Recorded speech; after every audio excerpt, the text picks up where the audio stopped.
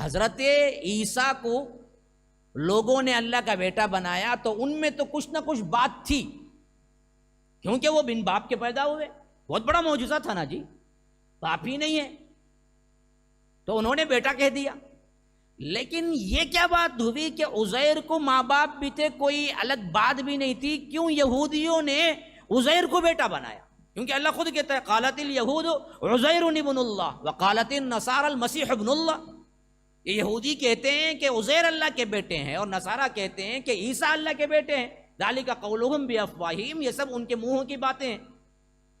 تو ادھر عیسیٰ کو تو کہنے کے لیے ایک بہت اہم ترین امتیاز ہے کہ بن باپ کے پیدا ہوئے، لیکن عزیر کو کہنے کی وجہ کیا بنی؟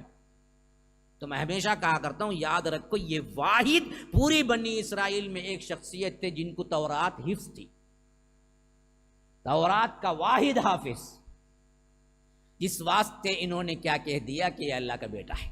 پوری تورات حفظ تھی، ایک حافظ ہی پوری تاریخ میں تورات کا ملتا ہے جس کے واسطے انہوں نے اتنا بڑا مرتبہ دیا کہ انہوں نے کہا کہ یہ تو اللہ کا بیٹا ہے، تبھی تو یہ حفظ سناتا ہے پوری تورات۔ اور انجیل زبور کا تو کوئی حافظ کبھی نہیں ملا پوری تاریخ۔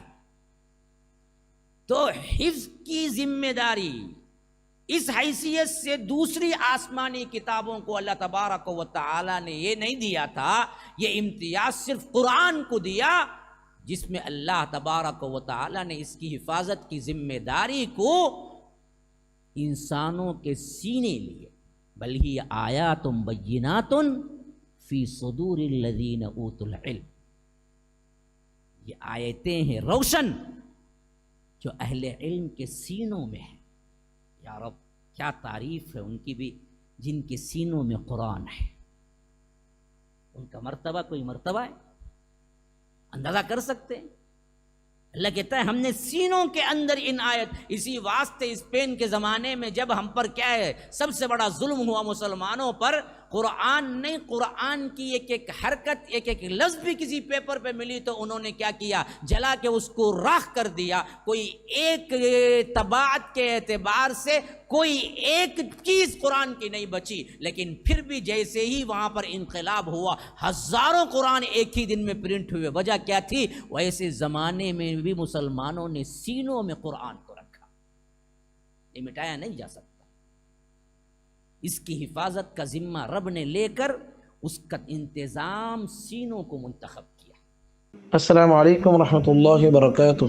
ناظرین و سامعین، بڑی خوشی و مسرت کے ساتھ اس بات کی اطلاع دی جاتی ہے کہ اب تک بحمد اللہ MSLI چینل کے ذریعے سے آپ فضیلت الشیخ حافظ جاوید عثمان ربانی حفظہ اللہ کے شارٹ کلپس اور اسٹیٹس سماعت کر رہے تھے۔